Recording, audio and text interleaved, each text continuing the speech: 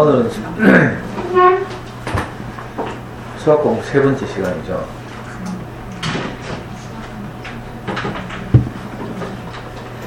근데 수학 공부 강의라고 열심히 하고 있는데 어떤 사람들은 수학 이야기 하나도 안 한다. 지난주 제 강의를 딱 한 줄로 요약해 볼 사람. 선생님의 의도가 뭔지. 잘하네. 지난주 강의 제목이 우리 카페에 뭐라고 올라가 있는지 알아요?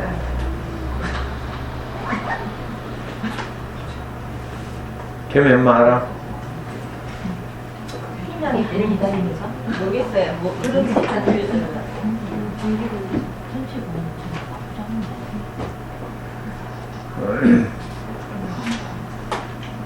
생명은 성장하고 그 성장에는 각각 생명 고유의 때가 있다. 이게 제가 지난주 드리려고 하는 말씀의 요약이에요.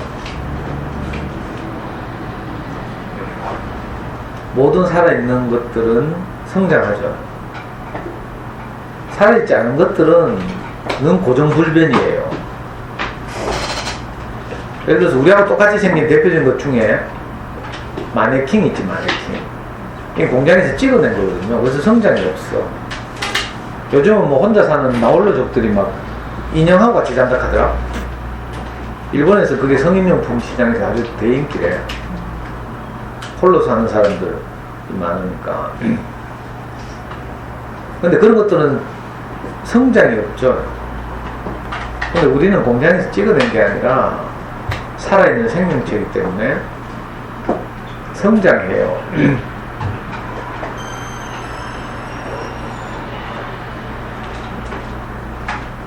이게 제 말이 아니고 사실은 성경 제일 앞부분에 나온 창세기 1장의 말인데, 사람이 성장하는 과정을 딱 처음에는 아무것도 모르다가 내게 빛이 비춰오는 거죠. 이게 사람이 성장하는 첫 번째 과정이 빛이 비춰오는 거예요. 생물학적 성장을 말하는 게 아니지, 그러니까. 예를 들면 자녀교육을 말하면 자녀교육에 대해서 내가 어둡다가, 그래서 어두우니까 어떻게 돼요? 불안하죠. 엄마들이 아이를 키우면서 왜 불안한가 하면 어두워서 그래요. 이해가 돼요? 우리 아이가 어떻게 커서 어떻게 행복하게 될지에 대해서 내가 전혀 보이는 게 없으니까 불안한 거죠. 불안한 사람들은 어떤가 하면 더듬는 거지. 앞에 안 보이니까. 우리 어머니 돌아가기 전에 약 7개월 동안 실명하셨는데, 이 보성은하 살았거든요. 그 아파트에서 늘 자기 방에서 이렇게 화장실 가고 가까워서 다 익숙하게 하던 건데, 어느 날 두 눈을 차례대로 실명하고 나니까 늘 가던 화장실도 못 가는 거야. 처음에는 자기가 외우고 기억하고 있기 때문에 갈 줄 알았대. 근데 이제 이 실명이 이제 시작되니까 방향 감각을 상실하는 거죠. 그래서 늘 화장실 갈 때도 벽을 더듬고 가다가 부딪히고 넘어지고 막. 앞에 안 보이면 이렇게 혼란스럽고 불안하고 좌충우돌을 하게 되겠죠. 그러니까 우리 엄마들이 심하면 애 잡았다고 뭐 슬퍼하고 막 이러는데 왜 그런가? 불안해서 그래요. 불안하니까 더듬다가 여기도 부딪히고 저기도 부딪히고 하는 거예요. 그러다가 처음 이제 빛이 생기면, 빛이 내게 비춰오면 이게 내 인생에도 그렇고 자녀교육에 있어서도 그렇고 처음 이제 새로운 창조가 시작되는 거죠. 그리고 둘째 날이 되면 숨이 좀 트여지고요. 둘째 날 천지창조, 첫 번째 날 창조는 빛이 창조된 거예요. 성경에 따르면 빛이 있으라 하시며 빛이 있었고 하나님 보시기 좋았더라 이렇게 말하거든요. 두 번째 날은 뭐가 창조되는가 하면 궁창이 창조된대. 궁창이란 말은 하늘과 땅 사이에 있는 어떤 공간, 이런 뜻이에요. 그러니까 내가 숨을 쉬는 공간이라는 뜻이에요. 영어로 프레니.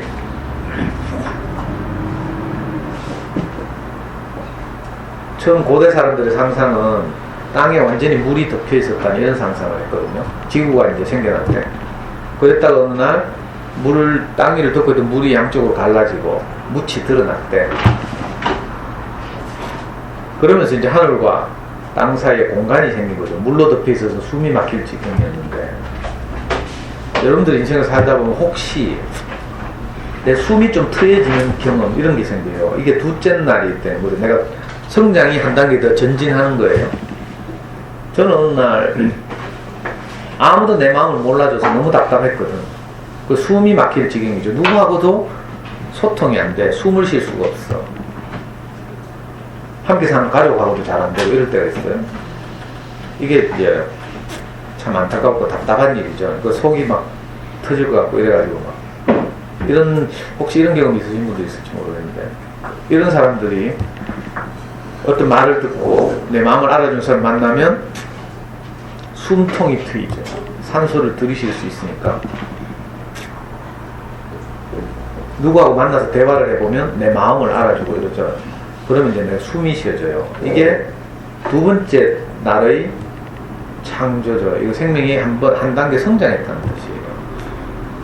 그리고 조금 더 눈이 뜨이면, 자녀교육에 관해서도 마찬가지인데, 어떤 강의를 듣거나 뭐 공부를 하거나 해서 조금 더 눈이 뜨이면 어떻게 되는가 하면, 이제 조금 내가 꿈틀거릴 수 있게 돼요. 이걸 이제 비유하기를, 세 번째 날에는 푸른 풀이나 식물들이 자라난다, 이렇게 표현하고 있습니다. 비로소 내게도 이제 조금 이렇게 자생적으로 활동할 수 있는 약간의 여지가 생기는 거죠. 이걸 푸른 식물은 왜 적극적으로는 못 돌아다니지만 그래도 살아있죠. 그래서 땅에 이제 제일 처음 자라는 게 푸른 식물이죠. 이렇게 우리가 점점 자라나는 거예요. 그리고 네 번째 날에 뭘 묘사하고 있는가 하면, 해와 달과 뭐 별과 이런 것들을 창조했다, 이렇게 표현되어 있어요. 징조와 사시와 일자와 연한을 창조했다, 이렇게 하거든요. 이게 무슨 말인가 하면, 생명의 성장에는 시간이 필요하다, 이런 뜻이에요.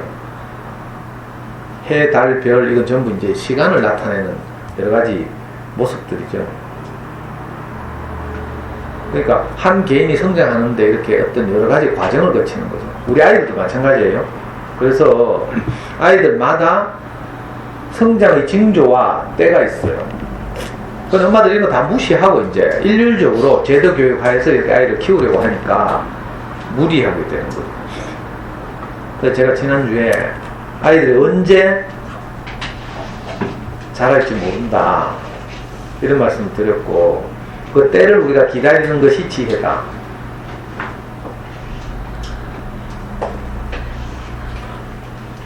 그러니까 그때가 언제일지 모르지만 그냥 아이의 고유의 성장을 우리가 기다리는 이것이 필요하다. 안 그러면 대부분 작품을 엄마들이 어릴 때부터 아이들 이렇게 성장에 개입해서, 생물학적 성장 말고요,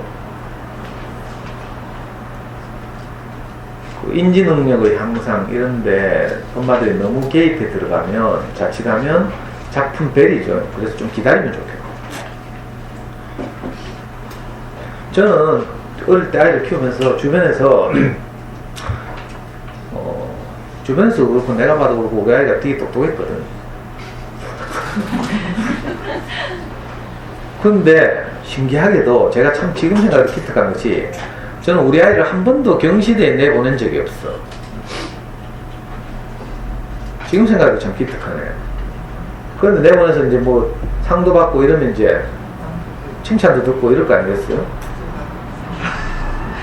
근데 내가 딱 이렇게 자녀에 대해서 공부를 좀 하고 내 눈이 뜨이니까 어떤 딱 생각이 드는가 하면, 그 아이들마다 고유의 때가 있고, 이런데 내가 개입해서 때를 이렇게 늦추거나 당기려고 하다가 아이를 베리겠다, 이 생각이 들어요. 대표적인 것이 경시대 같은 거죠. 경시대에 나가려고 하면 준비를 해야 되거든요. 왜? 준비 안 하고 나가서 입상을 못하면 부모 생각에 아이가 기가 죽을 것 같거든. 그래서 이왕 나갈 거면 입상을 해야 돼. 그럼 준비해야 되죠. 준비를 하지 못하게 되면 잡아야지. 그 정상적인 아이의 학업 과정을 밟는 게 아니라 경시대 입상을 위해서 특단의 어떤 훈련을 해야 되기 때문에 그 손을 안 댄 거죠.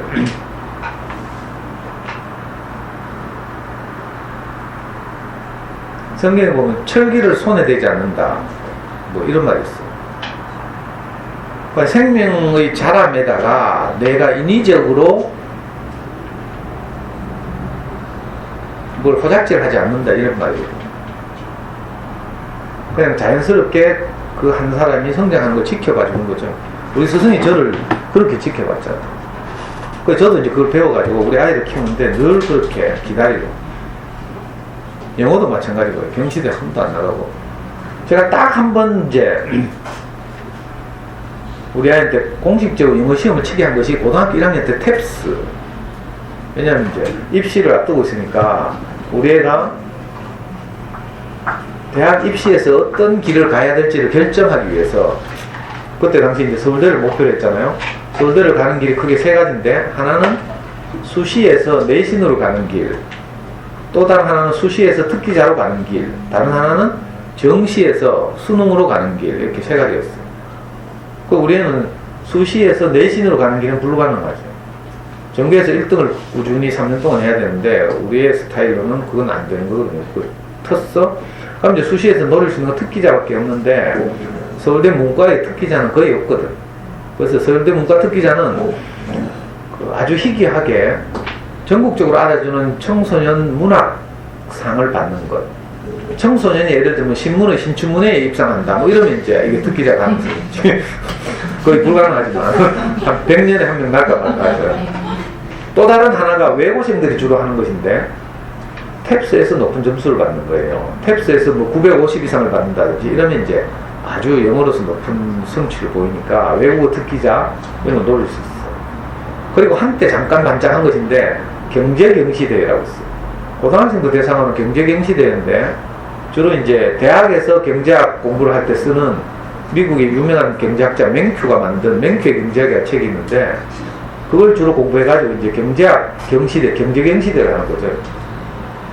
그것도 잠깐 하다가 이제 지나갔는데 서울대에서 그 평가를 안 해줘가지고 그 경제경시대를 해보면 주로 뭐 민사고나 이런 데서 대상 나오고 뭐 이러거든요. 그래서 우리가 혹시 특기자 가능성이 있나 싶어가지고 고등학교 한테 탭스를 쳐갔어. 그때 약 800점 정도 맞았어요. 그러니까 뭐 학원 안 다니고 뭐 이렇게 한 거 치고는 상당히 잘 받은 점수인데 그렇다고 하더라도 외고 출신이나 외국에 살다 온 아이들과 경쟁해서 뭐 탭스 특기자로 갈 점수는 아닌 거죠. 그때부터 뭐 2년 반 공부해가지고는. 그래 딱 한 치고 그것도 이제 접었죠. 그리고 그냥 꾸준히 그냥 자기 페이스도 해왔다 했죠. 지난번에 말씀드린 것처럼 우리는 고등학교 때 영어는 거의 완전히 뻘짓했다 했어요. 불안해가지고 입시 영어를 했는데 나중에 대학 들어오고 나서 말하기를 자기 고등학교 시절에 영어는 완전히 미친 짓이었다. 아무 성과도 없었다. 이렇게 말해요. 입시영 한다고 막 고등학생들이 다 하는 그 어휘집 공부하고 이렇게 했지만 그 실질적으로 자기 영어 공부에 도움이 된 게 하나도 없고 자기는 중학교 2학년 때까지 아빠하고 같이 DVD 보고 한 것 그게 다래. 그거 하고 지나왔어요. 그리고 우리는 대학 들어와서도 공부를 한 적이 한 번도 없어. 1학년 때는 완전히 학점 뭐 2점 얼마 나왔다 했죠. 군대 갔다 와서 조금 정신 차려가지고 이제 회복하고 있는 중인데 우리 집에 애 영어 공부에 관한 책이 하나도 없어. 영어 공부를 아예 안 하는 거죠. 뭐 하는지 몰라. 1학년 때는 교과서도 없고 뭐 교양과정 듣는지 안 듣는지도 모르겠더라고. 요즘 이제 보면 몇 권의 책, 자기 수업 들은 책이 좀 있어. 뭐 마광수의 연세대가 마광수라고 있지. 유명한 언론에도 자주 오르내리는 마광수의 강의를 들었는데 뭐 이상한 뭐 하여튼 이런 책이 있고 뭐 지 전공책 몇 권 있고 영어책 하나도 없어요. 근데 이번 5월 초에 애가 지 평생에 처음으로 자발적으로 토익을 쳤다잖아. 그래가지고 어제 카톡이 왔어요. 자, 멀티미디어 활용 교육을 해봅시다.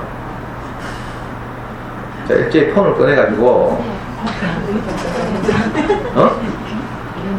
일제히 폰을 꺼내가지고 우리 카페에 접속하는 거야.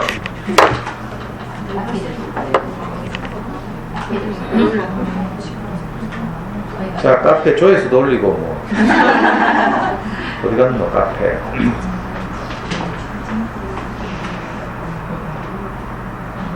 찾았어요? 자, 카페 아이디 없는 사람 손 들어봐.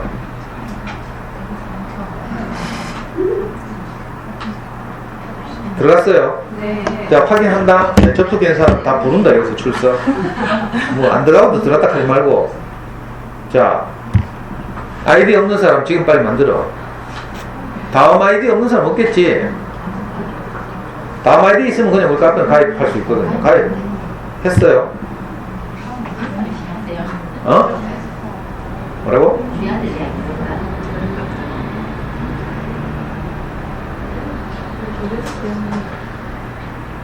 우리 아들 이야기. 내가 오늘 새벽에 정성껏 올린 거야. 우리 아들. 우리 아들 이야기 찾았어요? 네. 들어가 봅니다.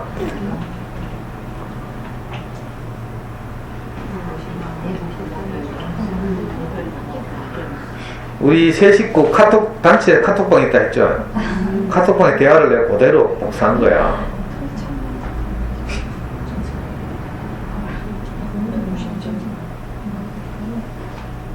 우리 애가 나이는 대학교 4학년이고 25살이지만 내한테는 애기잖아, 애기. 그리고 진짜 우리가 평생 처음으로 토익 시험 쳤대.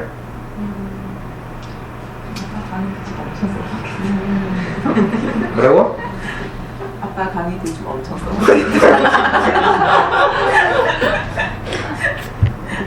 자, 여기다 이제 일제히 댓글을 하나씩 다는 거야, 지금. 아직도 못 찾는 사람 있어? 아니, PC 화면 말고 그냥 모바일 화면에 들어가면 우리 아들 이야기 제일 위에 뜨는데. 어? 신기하죠? 아니, 영어 좀 하는 애들은 다 990점 맞아, 사실. 자랑이지. 근데 우리 애는 990점 아니고 처음 쳤는데 960점. 이 보통 점수가 아니죠. 토익은 처음 쳤다니까? 토익은 열심히 하고 나면 공부해야 이제 점수가 좀 오르고 하거든요. 표시가 확 나는데 그런 거 전혀 없이 듣기 다 맞았다잖아요. 듣기.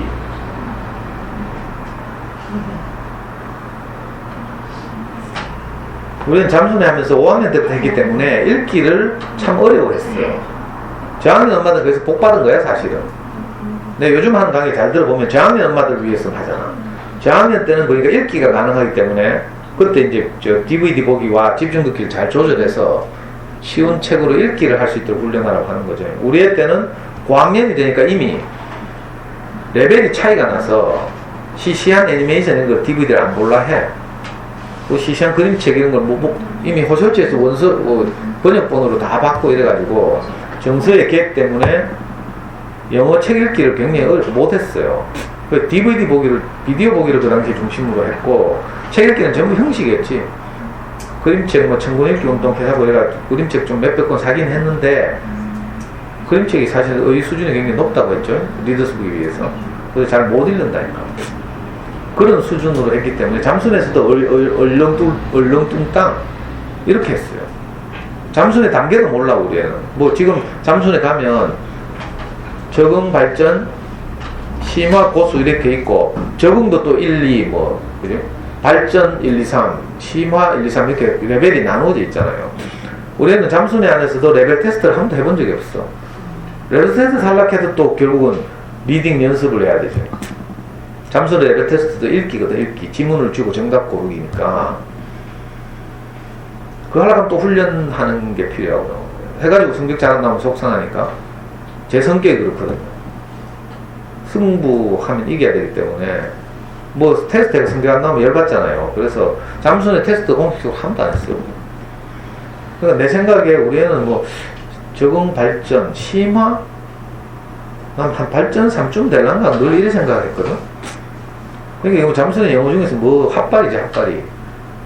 뒷공문이 겨우 따라가고 우리 애보다 몇 년씩 어린 애들도 우리 애보다 영어를 훨씬 잘하고 그랬어. 근데도 뭐 일찍 열매를 얻으려고 서두르지 않고 그냥 그렇게 지나갔어요. 그리고 네가 대학에 가서 필요하면 열심히 연구를 할 수 있는 기반을 내가 조성하겠다 이런 정도의 생각을 했어요. 근데 대학 들어서 공부 안 하더라고. 이번에도 지금 엄마가 지난 주말에 서울에 올라갔다 왔는데 애가 계속 하는 말이 엄마 나 공부에 소질이 없나 봐.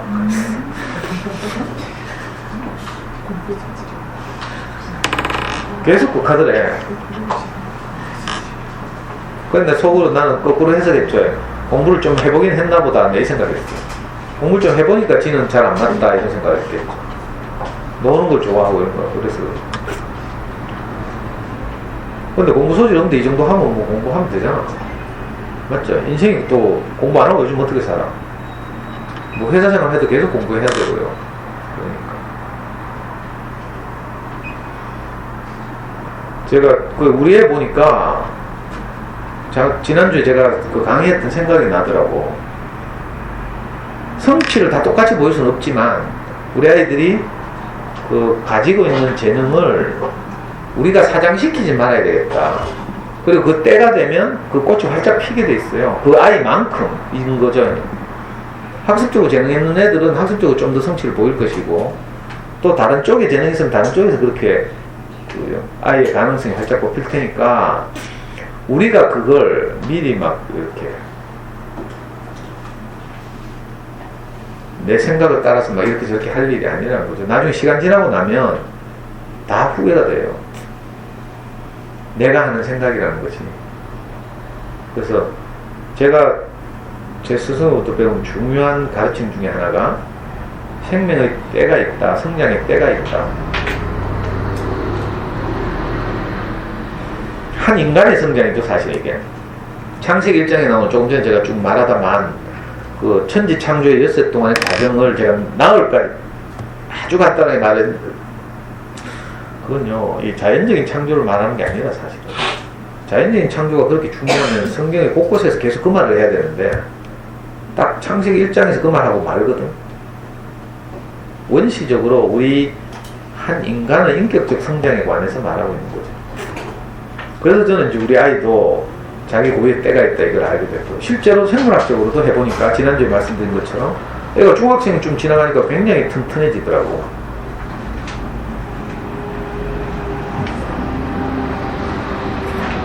지금은 맨날 헬스하고 막 이래요. 애 어릴 때 진짜 요만한 거 이랬거든. 우리 애만 그런 게 아니고 제 교회 조카들 봐도 어떤 조카는 중학교 때 축구할 때 있잖아요. 그때 덜 자라가지고 애가 굉장히 개날프고 이랬어. 근데 삼촌들하고 어울리는 게 좋아가지고 중학생 되면 늘 축구하러 나오더라고. 근데 얘가 어느 날 20대를 지나가니까 애가 막 상남자거든, 상남자. 건장하고 튼튼해져가지고 그 중학교 시기에 그 아이는 내가 상상할 수 없을 정도로 참 신기하더라고. 그러니까 인생을 이렇게 입체적으로 이렇게 우리가 봐야 하는 거죠. 마찬가지로 우리 아이들 키우는 일도 이건 내가 마라톤처럼 그래서 지난주에 우사인 볼트 동영상을 우리가 보고 이런저런 생각을 한 거예요.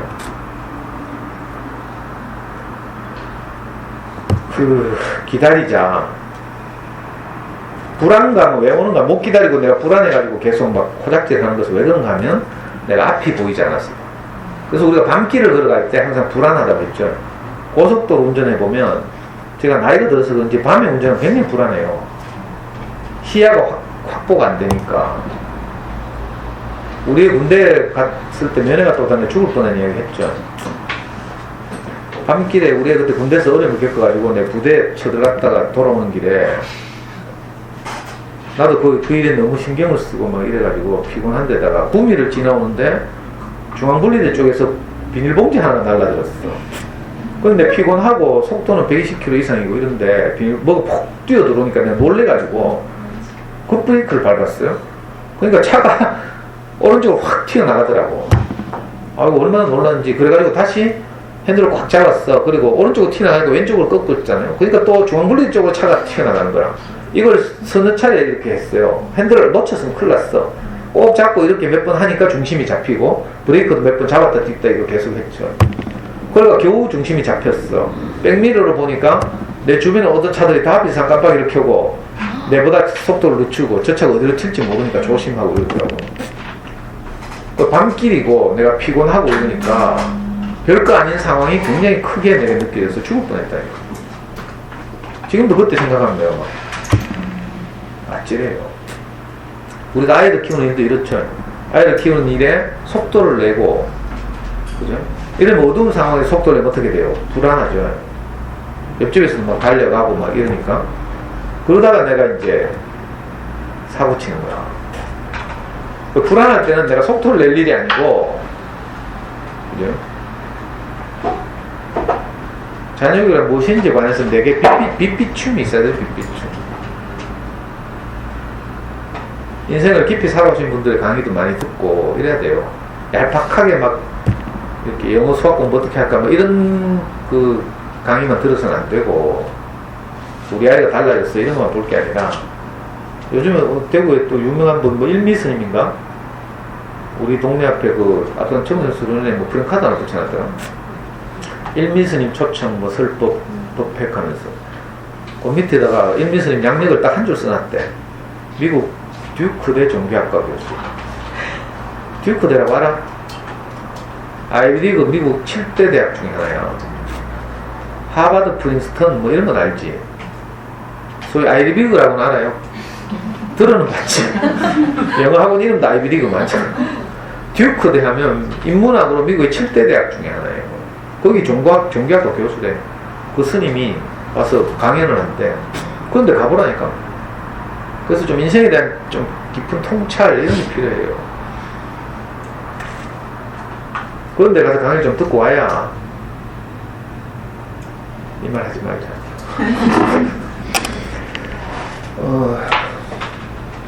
자, 다시 수학으로 돌아가서, 그러니까 우리 아이들 성장 과정에 대한 뭐가 필요하다고요? 코스 답사가 필요하다 했죠. 마라톤으로 말하면 코스를 우리가 충분히 이해해야, 내가 이 초등 저학년 때 유아기 때 무리하게 과속하다가 출발 실격하거나 아니면 어두워서 내가 옆하고 막 부딪히거나 이런 일이 줄어드는 거죠. 그래서 코스 답사가 필요하다. 수학 공부에서는 특히 저도 이제 아주 중요한 거 우리 아이들 키우면서 깨달았고, 이래서 이제 엄마들한테 항상 제일 먼저 하는 말이 있어요. 초중학교 때 뭐 열심히 해서 나오는 학교 점수 이건 아무것도 아니다. 그리고 고등학교 가보면 그 아이의 성장 과정이 딱 적나라하게 드러난다. 그 시험이 뭐라고요? 수능 시험 또는 수능 모의고사다. 이렇게 말씀드렸어요.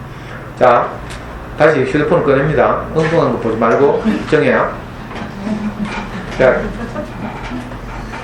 지금부터 뭘 찾는가 하면 서울시 교육청 홈페이지에 들어가는 거야.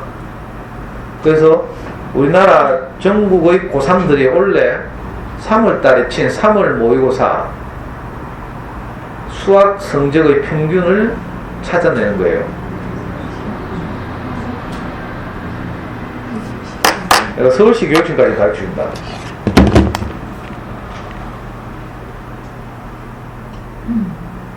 제일 먼저 찾는 사람 손들어서 점수를 말합니다.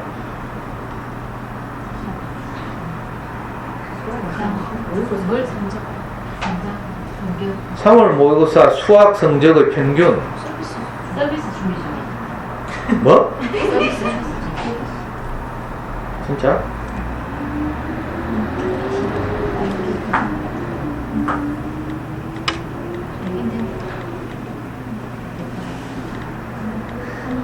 호급 정보를 찾는 길을 내가 지금 실습하는 거야, 이게.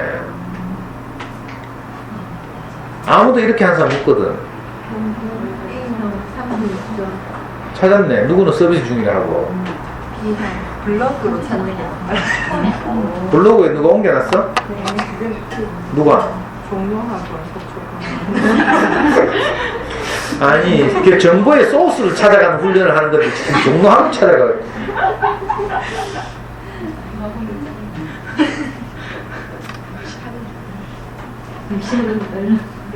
어디? 종로학원 가자고 서비스 준비 중입니다 해놨네. 모바일 홈페이지를 개편 중입니다 이래놨다. 그럼 PC 화면으로 가면 되잖아. 홈페이지로 이동 있네 밑에. 네. 근데 뭐. 자, 여기서 어떤 항목을 들어가야 되겠어요? 안 들어가고 무조건 검색해. 통합 검색해서. 자, 학력평가 자료 있죠? 학력평가 자료. 네. 있어요? 네. 교육 정보를 클릭하니까 학력평가 자료라고 있어. 학력평가 자료. 뭐라고? 내 폰이 너무 느려.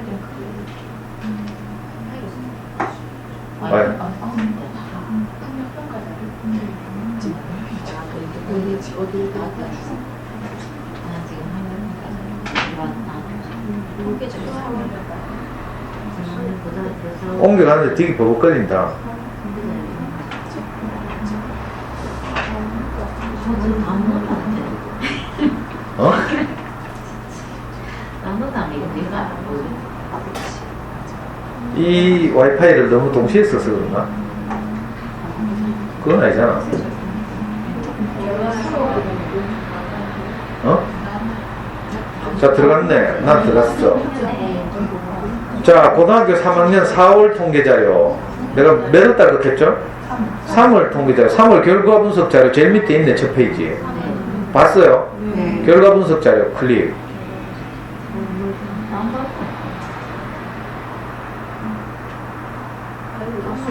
꼼짝을 안 하노. 어?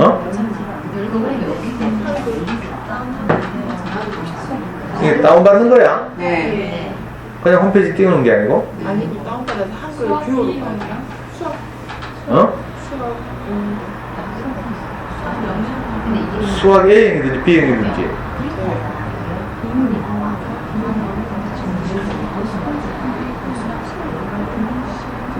찾은 사람 점수 말해봐요. 37.8이구나. 내한테 물어본 거야. 나도 지금 찾고 있는데. 수학 평균 46점. A형 36점. 어? A, B 뭐 있고 하니까 볼줄 모르는. A, 고3이니까 A형은 문과들이 치는 시험이란 말이고 B형은 이과가 치는 시험이란 말이잖아. A 36. 36? A가 36이고 B가 45점.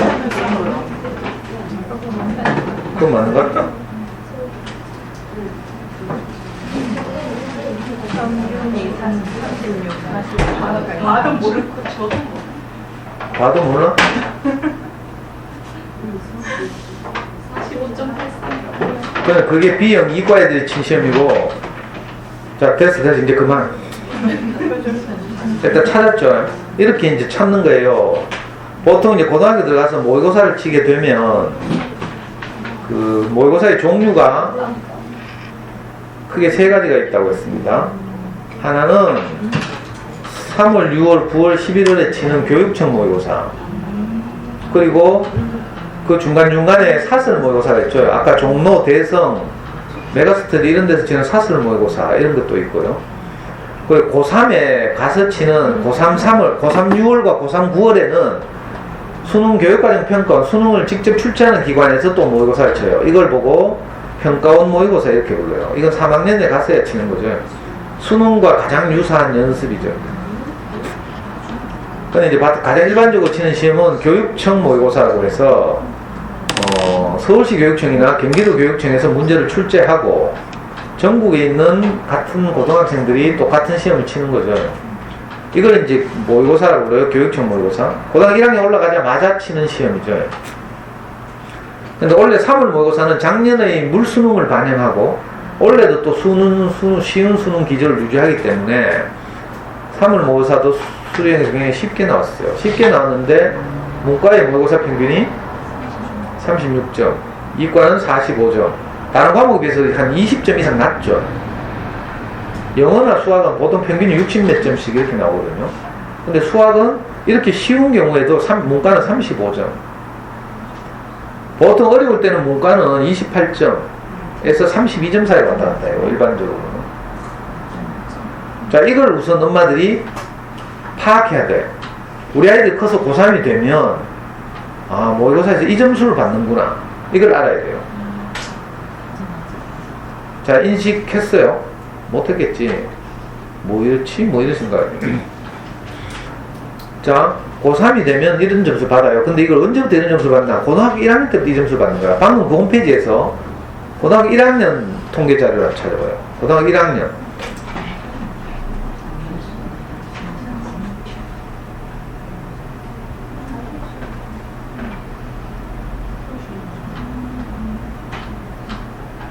한 페이지나 두 페이지 넘기면 고등학교 1학년 통계자료 나오겠지. 결과 분석 자료.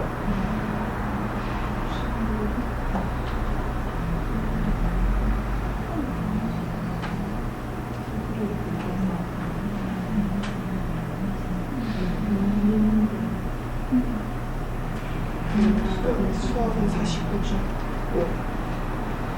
무슨 형이 B요? 아니요, 그 1학년. 아, 1학년은 구분이 안 되니까 안 있고 그냥 49점. 49.5. 원래 1학년 되게 쉽게 나왔다.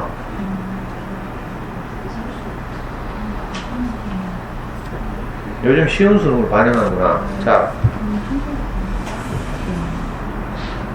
이제 덮어. 1학년 40 몇 점? 49.5. 이건 굉장히 쉽게 나왔네.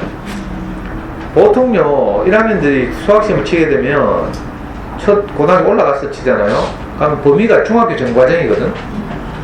중학교 전과정의 시험을 치면 보통 평균 28점, 29점 이래 나와.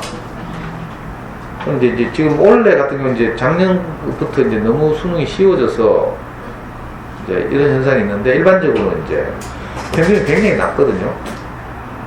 근데 이 고등학교 1학년에서 3학년 아이들이 중학교 때는 어땠을까? 필름을 돌려보는 거죠. 중학교 가면 그래도 공부 좀 한 아이들은 대부분 수학에서 상당한 점수를 받죠. 뭐 학원 다니면서 다 8, 90점 다 받지. 학교 수학에서. 이러고 내신 성적이라고 하죠. 중학교를 안 보내보야 알 수가 있나. 그러니까 내신 성적을 이제 성실하게 공부하면 이제 상당한 점수를 받을 수 있도록 시험 문제를 출제하거든요. 중학교 때까지 다 학원 다니면서 선행학습을 하고 열심히 수학 공부를 하고 이래요. 그런데 그 방식만으로는 중학교 때까지 하던 그 고유의 방식만으로는 고등학교 가면 고등학교의 내신 성적은 늘 그 정도 받을 수 있어. 똑같으니까. 근데 고등학교에서만 유일하게 유별나게 치는 이 전국 단위의 동일한 수험생 집단을 대상으로 하는 평가, 이게 실제 입시죠. 이 시험에서는 그러니까 요즘은 애들이 적어서 55만 명, 우리 애 때는 60만 명 이랬는데 이 수십만 명을 평가해야 되잖아요. 그래서 대학을 진학할 수 있도록 변별을 해야 돼. 그러니까 어떻게 했어요? 50만에서 60만의 아이들을 한 줄로 세워야 되니까 상당한 수준의 변별력을 확보한 문제가 출제되는 거죠. 내신 성적은 학교 안에서 등급을 짜는 거거든. 9등급제 해가지고 1, 2, 3, 4는 필요 없어. 그냥 상위 4%는 1등급. 4%에서 4.01%에서 11%까지는 2등급. 11.01%에서 23%까지는 3등급. 밑에서 거꾸로도 그렇죠. 100%에서 96%까지는 9등급. 96에서 89%까지는 2등급 이렇게. 오면 40%에서 60%까지를 5등급이라고 부르죠. 이해됐어요? 하위 40%부터 상위 60%까지 중간이죠. 요 얼마들을 5등급이라고 불러. 학교 내신은 이렇게 9등급제를 사용하기 때문에 이 등급만 변별하면 돼. understand? 그러니까 그다지 뭐 큰 막 수준 높은 문제고 필요 없고 학교 선생님이 또 수준 높은 문제 낼 수준도 안 되고. 근데 55만에서 60만을 변별하려고 하니까 어떻게 해요? 수학 전공자들, 대학 교수들을 픽업해다가 콘도에 가둬놓고 시중에 나오는 모든 문제집을 다 주고 출제 지침을 준 다음에 문제를 만들게 해요. 한 번도 기존의 시중 문제집에서 출제되지 않은 문제들을 만들어야 되는 거죠. 그러니까 질이 얼마나 높겠어요. 또 그것을 또 검토위원들이 또 들어가. 고등학교 교사들이나 이런 사람 검토위원으로 들어가서 문제가 적절한지 여부를 또 검토하고 이런 여러 가지 검증 과정을 거쳐서 수능 문제가 만들어지죠. 그러니까 55만 명, 60만 명이 출제되는 변별력 있는 시험 문제. 이게 사실 우리 아이가 커서 만날 수학 문제예요. 그런데 고3 아이들 평균이 이렇단 말이죠. 그리고 실제 수능 감독을 들어가 보면 수학 시간에 한 교실에 30명이 시험을 치는데 끝까지 시험 문제를 풀려고 애를 쓰는 아이는 한 교실에 한두 명 있을까 말까 하다. 여러분들 뭐 수능 세대잖아요. 40 안 넘은 아줌마들 다 수능 했죠. 40 넘었으면 수능 세대 아니고 학력고사 세대고. 수능 했지. 이거 처음 본다. 누구 따라왔어? 안녕하세요. 개인식 따라왔어. 그 언니는 어디 가고? 아, 써니는 오늘 병원에 갔고요. 월서 초등학교에서 하는 애들. 그래요? 강의 들었어? 강의 듣고 어. 오라고 하시길래 개인님 월서 다녀? 아, 저는 아직 취업 전 7살. 근데 둘이 알아요? 네네네. 원래 알고 있어요. 어떻게? 어? 술 친구? 생애 배? 네. 생애 배? 생각은 아니고. 저희 그냥 이마트에서 뭐 수업 듣다가. 문화센터 이런 거 네, 같이. 네. 월서 몇 학년? 1학년.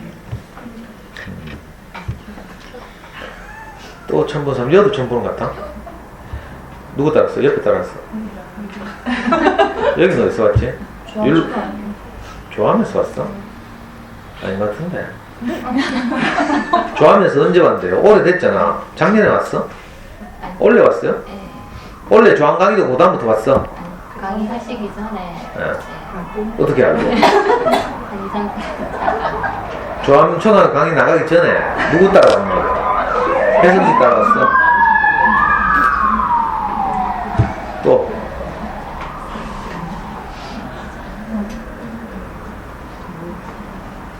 그러니까 자 다시 정리하면 중학교 때까지 일반적인 수학 공부를 하면 고등학교 딱 올라가면서 수능 전까지 낭패를 본다 이 말이에요. 실제로 55만 명에서 60만 명의 아이들을 변별해야 되는 수준 높은 시험을 만나면 보통 지금 초등학교 저학년 엄마들이 하는 방식으로 그렇게 해서 중학교 때까지 끌고 가잖아요. 그걸로는 정말 어려움을 겪는다. 그래서 필름을 거꾸로 돌려서 이 아이들이 중학교 때 뭘 하고 있나 봤더니 완전히 포기하는 애들 빼놓고는 중학교 때까지 다 수학 전문 학원을 다녀. 과외를 하거나 이러면서 또 거기서 하는 건 뭐예요? 다 진도를 빨리 빼는 방식으로 이른바 선행학습이라는 걸 하고 있고요. 교육적으로 관심 있고 좀 괜찮은 동네 살면 다 이렇게 해요. 근데 이렇게 한 거지 결과가 형편이 없다니까. 그리고 그건 등급이 낮은 것은 수학 포기한 놈들 때문이겠지. 우리같이 신월성지구에 살면서는 그런 일 없을 거야. 뭐 이렇게 생각한다. 근데 제가 이제 개인적으로 또 아이들 공부를 어느 정도 하는 아이들을 살펴보잖아요. 실제로 우리 아이하고 같은 중학교를 다니던 전교 1등에 10등까지 아이들이 고등학교 처음 1학년 딱 올라가서 수학 모의고사를 쳤는데 보통 여학생이 전교 1등에 10등 사이 여학생 7명, 8명 있거든? 우리는 공학이라서. 근데 그 아이들이 수학 시험을 치면 점수가 몇 점, 전교 10등까지. 물론 막 월서중학교 수준은 아니지. 우리 애는 대명중학교 나왔으니까. 대명이나 남구에 있는 경복이나 뭐 이런 정도의 학교 아이들이 전교 1등에 10등까지 한 아이들이 처음 고등학교 1학년 올라가서 뭐 수학 모의고사를 치면 80점을 넘는 애들이 하나도 없어. 알아요? 전교 1등에서 10등인데 내신 성적으로는 그 아이들이 항상 96점, 98점, 100점 이렇거든. 근데 수학 모의고사를 치면 좀 어려우니까 그 당시에 1등급 카트라인이 70점대 초반이에요. 상위 4%가 70점대 초반. 근데 1등급들이 하늘의 별 따기라니까. 우리 지금 심화반에 오는 세희 엄마라고 있어요. 우리 애하고 초등학교 때 같은 반이었어, 세희가. 우리 집에도 놀러 오고 이랬던 꼬만데. 그러니까 그 초등학교 때 반에서 늘 1, 2등 하던 똑똑한 애예요. 얘가 대명중학교를 같이 다녔거든, 우리 애하고. 얘는 대명중학교를 전교 5등 정도 졸업했었지. 그 전교 1, 2, 3, 4, 5등 이런 데 다 경일여고를 갔거든. 그 경일여고 가서 애들 일제히 첫 모의고사를 딱 쳤잖아. 그랬더니 수학 1등급 받은 게 하나도 없어요. 다 60 몇 점, 70 몇 점, 70점 초반. 애들 뭐 큰 충격을 받았죠. 그리고 얘들이 나중에 대학 갈 때 보면 대명중학교 전교 1등 하던 애가 경대 간호학과를 갔어. 전교 1등인데 보통 고등학교 전교 1등 하는 애들이 어디 갈래 하면 어디 간다 캐. 요즘 제일 많이 가는 게 연세대 간다지. 서울대는 차마 민망해서 못 가고. 물론 경대 간호학과도 굉장히 좋은 과지만 그 아이가 중학교 때 보인 성취 정도에 따르면 너무 안타까운 결과인 거죠. 우리 세희도 얘가 중학교 3학년 때 이제 엄마가 보셔서 와서 강의를 들었거든. 그래가지고 공부한 거를 이제 완전히 바꿔가지고, 그때 이제 엄마가, 근데 이 새 엄마가 중학교 때 여기 와서 제 강의를 들을 때도 속으로 뭐라고 생각한 줄 알아요? 세희가 명희보다 공부를 훨씬 잘한다, 이렇게 생각하고 내 강의를 듣고 있다. 이 실제로 자기 말이야. 왜냐하면 세희는 중학교 단상 올라가서 상 받았거든. 졸업하면서 5등이라가 무슨 상이더라 뭐 받았어. 우리 애는 밑에서 박수 쳤잖아. 그러니까 나중에 카레 나중에.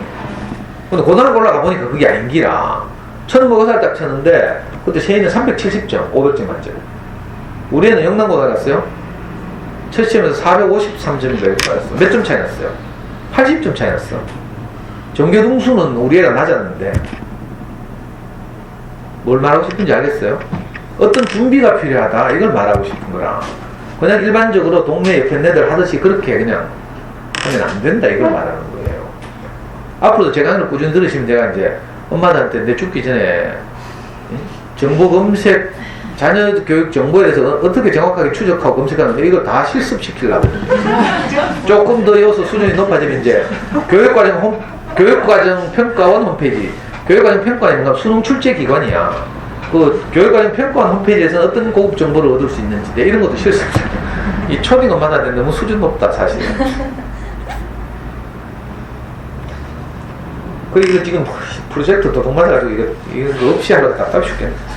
그러니까 내 말을 통해서 엄마들 설득해야 되는데 그냥 보통의 방식으로는 안 된다는 걸 말하는 거예요. 나중에 가면 큰 낭패를 본다. 어차피 자녀교육 뭐 학습 영역에서도 우리가 성취를 보이면 좋잖아요. 그래서 지금부터 신경을 쓰고 최선을 다해서 아이들 돕고 하는 건데 수학 부분에서 특히 그렇다. 그러니까 그 아이들의 필름을 돌리면 중학교 때까지 다 선행학습을 하는 학원을 다니고 있고 진도를 다 빼고 있다고 했죠. 우리 애가 수성구 고등학교도 아니고 영남고등학교 갔는데 영남고등학교 때 610명의 신입생을 시험을 쳐요. 모의고사를 딱 제가 3월 모의고사 성적을 기준으로 60명을 뽑아서 독서실에 집어넣어 11시까지 야자시키는 특수반이라 하죠. 우리 애 하는 말로 거기 딱 가가지고 첫 야자 시간 됐는데 첫 야자 시간에 일제히 가방에서 책을 꺼내는 거라. 60명 아이들이 대부분 뭘 꺼내겠어요? 수학의 정석을 꺼내요. 공 못하는 애들이 자꾸 수학의 정석 뭐 고리타분하다, 뭐 수능의 경향과 안 맞다, 뭐 익하고 있어. 다 핑계죠, 핑계. 그 공부 좀 하는 애들은 아직도 다 수학의 정석해요. 그 수학의 정석을 딱 꺼냈는데 수학의 정석도 종류가 많아. 고등학교 1학년들이 하는 수학의 정석 10-가, 10-나. 옛날에 말하면 공통수학. 1학년 거, 1학기 거, 2학년 거. 이거 2개 있죠. 또 고등학교 2학년 때 배운 게 있어요. 수1, 수2, 그리고 미분과 적분. 요즘은 뭐 확률과 통계도 있죠. 이렇게 수학의 정석도 종류가 많아. 그리고 각각의 커리큘럼마다 기본이 있고 실력 정석이 있고 두 종류가 있어. 자, 공부 잘하는 애들 일제히 책을 딱 꺼냈어요. 근데 우리 애만 10-가 고등학교 1학년 1학기 기본 정석을 꺼냈어. 대부분 애들이 이미 중학교 때 다 선행학습을 하고 와서 상당한 진도가 나가 있을 거 아니에요. 공부 잘하는 애들이니까. 그러니까 다 수학 1, 수학 2 뭐 이런 거 하는 거죠. 그때 우리 명희 진도는 항상 자기 학년 학교 진도보다 2달 정도 빨랐어. 그 더 이상 못 빼겠더라고. 내가 해보니까 제대로 수학 공부를 해보니까 그것도 진짜 성실하게 해서 겨우겨우 이제 그런 수준. 진도가 얼마나 나갔느냐는 중요하지 않다고 했죠. 자, 있잖아요. 예를 들어서 1단원부터 20단원까지 있다고 합시다. 각각의 단원의 진도를 다 나갔는데 그 아이가 그 단원을 소화한 정도는 약 70%라고 쳐요. 각각의 단원을 소화한 정도는 70%. 그러면 이 20개의 단원에서 한 문제씩을 선생님들이 문제로 만들어요. 그러면 문제가 그 단원을 70% 이해한 정도를 가지고 문제를 풀 수 있겠어요? 없겠어요? 그 단원을 충분히 소화해야 풀 수 있도록 모의고사 문제나 수능 문제를 만들잖아요. 근데 아이들이 진도는 다 나갔는데 진도를 나가느라고 성실은 아니니까 그만큼 따라와서 한 70% 이해한 거라. 이런 아이들은 문제를 만나면 못 풀어요. 무슨 말인지 알겠어요? 근데 진도를 반밖에 안 나갔더라도 자기가 나간 진도를 충분히 소화하고 있다면 20문제 중에 10문제 맞추는 거죠. 진도는 10가지밖에 안 나갔으니까. 수학은 이런 거예요. 진도의 문제가 아니라 소화의 문제다. 이걸 꼭 기억해야 돼요. 근데 시중에서는 전부 진도 중심의 학습을 하고 있어요. 엄마들 불안하니까 남들하고 경쟁하니까 진도를 어디까지 뺐냐, 너가 수투하냐 수원하냐 미적분하냐 뭐 이런 데 관심을 가죠. 그 아이가 얼마나 소화했는지에 대해서는 별로 관심이 없어. 그 실제로 영남고등학교 고등학교 아이들이 딱 시험 쳤잖아. 고등학교 1학년 첫 모의고사 딱 쳤어. 그때 우리 수학 100점 맞았어요. 중학교 전과정인데. 근데 그 601명 중에 수학 100점 맞은 애가 2명인가 3명밖에 없어. 영남고등학교 가면 달서구에서 공부 잘하는 애들이 다 몰려간 학교였거든, 그 당시에. 자사고가 생기지도 않을 때고 그래서. 물론 수성구로 뭐 많이 넘어가기도 하겠지만, 이걸 뭘 말하는가 하면요. 진도를 얼마나 많이 이렇게 갖는가가 아니라 그 아이가 얼마나 생각하는 힘이 길러졌는가. 이게 평가된다, 이 말이에요, 고등학교 가면. 그러니까, 고등학교 가기 전까지 우리는 뭘 해야 된다고요? 우리 아이가 얼마나 생각하는 힘이 길러지고 있는가. 여기에 수학 공부 초점을 맞춰야 된다. 그래서 어떤 문제를 만났을 때 이 문제를 가지고 생각할 수 있어야 돼요. 머리를 싸매고 자기가 가진 수학적 정보를 머릿속에 다 끄집어내고, 예? 이걸 가지고 이 문제를 어떻게 해결할까를 고민하는 이런 공부 습관이 잡혀 있어야 되죠. 그렇지 않고 딱 보면 바로 연필로 막 풀이하는, 계산하는 이런 수학 공부를 해서는 나중에 가면 아무 소용이 없어요. 근데 초등학교 저학년 때 엄마들이 다 그렇게 하고 있죠. 초등학교 저학년 시기에는 물론 연산이 그 진도의 대부분을, 교과 과정의 대부분을 차지하니까 엄마들이 거기에 관심을 가지는 것이 어쩌면 당연할 수도 있는데, 그러나 여기에 대한 관성적 검토로부터 우리 아이의 수학 공부를 다시 생각해야 합니다. 그러니까 옆집에서 다른 엄마들이 하듯이 그냥 휘둘리면 결국은 지금 일반적인 패턴대로 우리나라 수능이 시작된 지 19년, 20년이 지났는데 이 패턴을 계속 반복하다가 고등학교 가면 많은 아이들이 수학을 포기하고, 고등학교 1학년에서 2학년 올라갈 때 문과, 이과를 나눌 때는 아직도 문과가 60%, 이과 40% 지원하고 있는. 그리고 2학년에서 3학년 수능시험 때쯤까지 가면 1년 반이 지나가죠. 9월달에 수능 원서를 내. 원서를 쓸 때 보면 있잖아요. 이과로 지원했던 40% 중에 15%가 문과로 도망을 가. 왜? 수학을 못 따라가가지고. 그 실제 수능을 칠 때는 75%가 문과 수학을 치고, 이과 수학을 치는 애들은 25%밖에 안 돼요. 이과 애들이 문과 수학을 쳐봐야 이과에서 지나갈 학교가 없어지죠. 폭이 확 좁아져요. 이과의 대부분의 학과들은 수학 B형을 요구하거든. 근데 이과 있으면서 문과 수학을 치면 수학 B형을 요구하는 대부분의 괜찮은 대학들에는 원서를 못 내. 그런데도 진도가 너무 딸리니까 난이도는 높아지고 공부량은 많아지고 이러니까 갈수록 어려움을 겪어요. 이런 일들이 늘 일어나는 거죠. 이게 지금 오래된, 이게 이미 20년 된 이야기인데, 그런데도 지금 시중에서는 여전히 그렇게 하고 있고, 이 필름을 돌려보면 초등학교 때 엉뚱한 짓을 하고 있어요. 그래서 제가 자꾸 강조하는 거예요.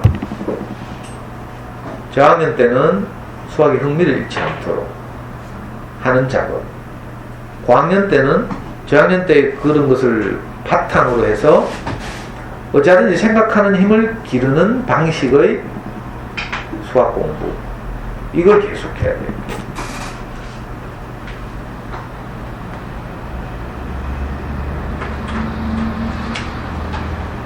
이게 이제 지금 수학 공부에 있어서의 코스 답사래요. 수학 공부에 있어서의 코스 답사.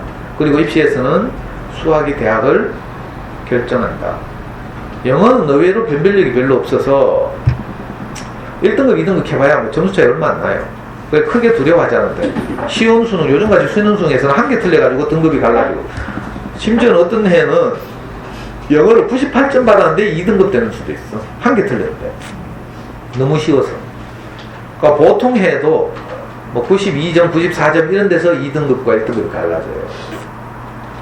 그래서 변별력이 별로 없죠. 근데 수학은 변별력이 굉장히 커서 난이도가 좀 있는 시험에서는 1등급이 72점, 73점부터 100점까지가 1등급이 돼요. 그러니까 뭐 수학 1등급 받아보면 특히 수학에서 극상위권이 되면 대학 진짜 고르기 쉽죠. 수학에 재능 있는 아이들은 그래서 수학에서 이제 경쟁자들을 이렇게 많이 물리치고 이러거든요. 어릴 때부터 이런 방식으로 수학 공부를 꾸준히 했으면 좋겠다. 우리 애 같은 경우도 수학 한 번도 학원 다니거나 뭐 한 거 없잖아요. 사교육 받은 거 없어요. 저와 같이 꾸준하게 수학도 똑같이 우리도 싱크빅 영어처럼 윤순영 영어처럼 수학도 싱크빅을 초등학교 5학년 때까지 했어. 해보니까 뭐 어릴 때 해봐야 다 연산이잖아요. 그리고 싱크빅을 내가 왜 택했는가 하면 싱크빅의 제일 뒷페이지에 이른바 생각하면 키우는 문제를 한 페이지를 더 붙여주더라고. 2문제 정도 프린트 해가지고. 기존의 싱크빅 앞부분은 결국 다 연산이니까 별로 이렇게 도움이 안 되는데 연산은 꾸준히 성실하게 하면 학습지 안 밀리거든요. 우리는 그렇게 해보니까 아이고 싱크빅 한 2년 하니까 학교 진도보다 1년씩 빨라지대. 근데 겁이 나서 끊었잖아 중간에. 진도 너무 빨라질까봐. 내 발성도 참 독특하죠. 그 1년 쉬기도 하고 이랬다니까. 그러다가 잠순에서 누가 수학 전공자인 어떤 아줌마가 명예 같은 애는 아깝다 하면서 생각하는 힘을 기르기 위해서 문제 해결 길잡이라는 교재를 가지고 해보래요.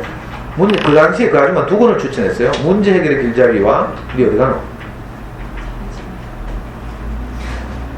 문제 해결 길잡이하고 생각하는 수학 공부라는 문제집이 있었어요. 요즘 이건 없어졌지. 그 두 종류의 문제집이 비슷했거든. 지금은 이제 문제 해결 길잡이가 살아남았고, 요즘 또 다른 출판사에서도 어떻게 생각할 것인가? 뭐 이런 이름의 수학 문제집 나오는 출판사가 있더라. 그러니까 어찌하든지 저는 이제 문제 해결 길잡이를 가지고 아이를 초등학교 때 키웠는데 5, 6학년 때 꼭 그게 아니더라도 엄마들이 문제집을 잘 찾아서 우리에게 맞는 그런 이제 요즘 스토리텔링 수학에 맞는 그런 이제 문장제 문제라고 하죠. 생각하는 힘을 키울 수 있는 이런 걸 골라가지고 하루에 몇 문제라도 그런 걸 가지고 어떤 과정을 거치는 연습을 해야 하는 거죠. 우선 이제 우리의 경험부터 말하면 우리는 문제 해결 길잡이 그 당시에는 원리편과 심화편 2권이 분리되어 있지 않고 우리의 시대 때는 한 권으로 통권으로 나왔고 한 권 안에 앞부분은 원리편, 뒷부분은 심화편 이랬어요. 그래가지고 원리편이 150문제, 심화편이 100문제였나? 뭐 하여튼 그게 한 권이었는데 우리는 수학을 좀 하는 편이었으니까 학교 교과 과정은 언제? 방학 때 한 학기 과정을 예습하는 거예요. 공부 좀 하는 애들은 이렇게 한 학기 과정을 다른 학교에서 수학공부법 강의할 때 그 표 보여드렸는데 공부를 잘하는 정도에 따라서 잠수내에서는 아예 과정을 딱 나누죠. 영어에서 뭐 발전, 적응, 심화 이렇게 나누듯이 수학의 성취 정도를 가지고 80점 밑으로 또 80점에서 90점 사이 90점에서 100점 사이 항상 100점 이렇게 학교 단원평가에서 성취 정도를 보고 이렇게 4단계로 나눠 요 4단계 우리 아이의 각각의 성취 정도를 보고 연간 수학 공부 계획을 짜는 거지. 우리 아이 같으면 이제 학교 수학은 뭐 아무 문제가 없이 잘하니까 그럼 어떻게 되겠어요? 심화 플러스 과정이지. 80점 밑으로를 뭐라더라? 무슨 과정? 80점 밑으로 뭐더라? 잠수의 소문난 수학 공부법 아무도 안 보나? 80점 밑으로를 하여튼 무슨 과정? 기본 과정이라고 합시다. 기본 과정. 네? 그리고 80점에서 90점 사이를 뭐라고 하더라? 발전 과정이라고 칩시다. 예를 들면 그리고 90점에서 100점 사이를 심화 과정. 항상 100점, 단원 평가는 항상 100점, 이런 아이들을 심화 플러스 과정 이렇게 부르죠. 그러니까 심화 플러스 과정 아이들은 방학 때 다음 학기 예습을 하는 거예요. 교과 과정을, 교과서를 사다가 EBS를 본다든지 이렇게 하면서 예습을 하고, 학기 중에는 뭘 해요? 학교 교과 과정 큰 어려움을 안 겪을 거니까 학기 중에는 학교 진도와 상관없이 심화 플러스 과정, 그러니까 난이도 3, 4단계의 문제집을 골라서 그걸 가지고 꾸준히 하루에 몇 문제씩 연산 연습하면서 막 이렇게 하는 게 아니라 그 문제를 해결하기 위해서 머리를 굴리고 이런 작업을 하루에 몇 문제씩 꾸준히 하는 거예요. 우리 명희는 초등학교 5학년 때부터 그렇게 했는데 5학년 여름방학 때부터 해보니까 문제 해결자비를 1년 동안 꾸준히 하니까 약 10달 걸리더라고. 자기 학년의 걸 10달 하고 한 달 오답 처리하고 다시 또 오답 처리를 2주 하고 이렇게 하면 딱 겨울방학이 돼요. 그럼 겨울방학 때 다시 다음 학기에 예습 이렇게. 근데 이제 우리 아이 같은 경우는 성취 정도가 괜찮은 경우라서 그렇죠. 이 정도 성취 정도가 안 되면 이걸 조절해야죠. 엄마들이 창의적으로.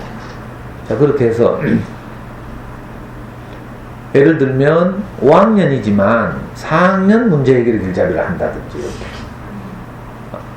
더 낮춰서 3학년 문제 해결을 이러면 애들이 자존심 상해하니까 이렇게는 하지 말고 그때는 문제 해결 길잡이를 치우고 다른 적절한 난이도의 교재를 찾아야죠. 그 표는 잠순에 다 책에 나와 있어요. 잠순의 아이들의 소문난 수학공부법. 수학공부를 위해서 내가 3권의 책을 꼭 읽으라고 했어요. 첫날에. 지금부터 2주 전에 말했죠. 학부모 입장에서 쓴 잠순의 아이들의 소문난 영어공부법. 그리고 사설 학원 전문가가 쓴 엄마도 꼭 알아야 할 똑똑한 수학공부법. 그리고 또 하나는 교과서를 만든 7차 교육과정 편찬위원장이 쓴 생명을 살리는 수학. 초등학교 수학 교과과정에서 요 3권은 엄마들 꼭 읽어봐야 수학 교육에 대한 시각 교정이 가능해요. 이 시각 교정 없이는 옆에 동네 엄마들 하듯이 그냥 그렇게 키우다가 대충 뭐 이렇게 되니까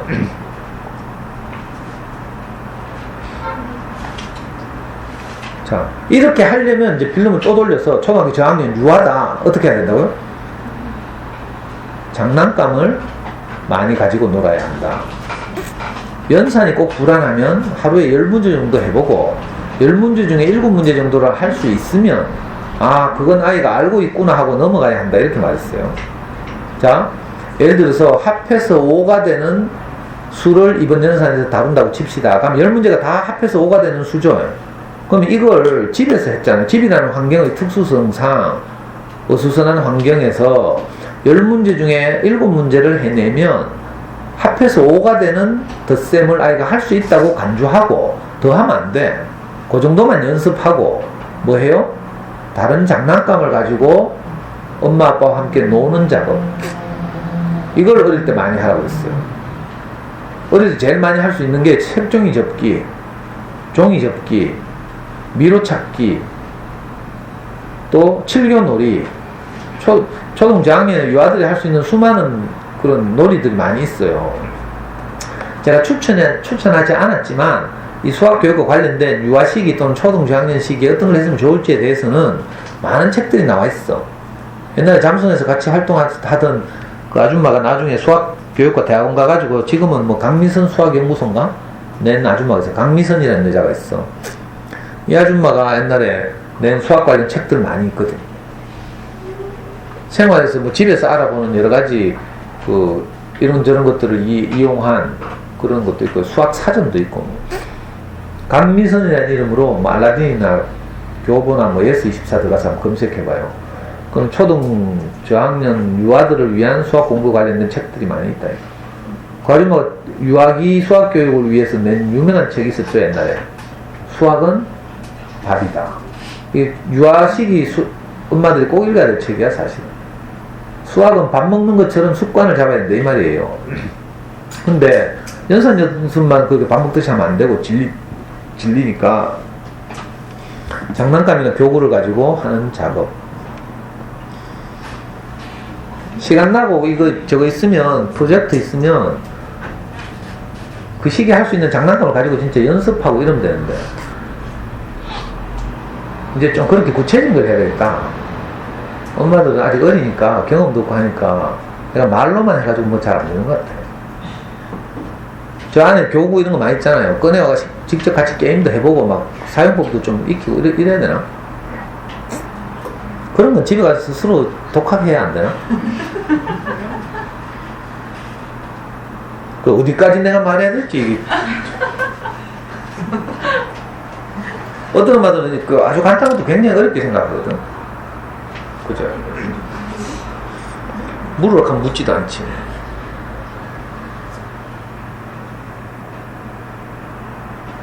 그러니까 지난주에 아이들이 자라는 시기가 있으니까 아이들마다 고유의 생명의 성장이 있고 또 성장은 있지만 그때는 다 다르다. 이걸 꼭 기억해야 하고요.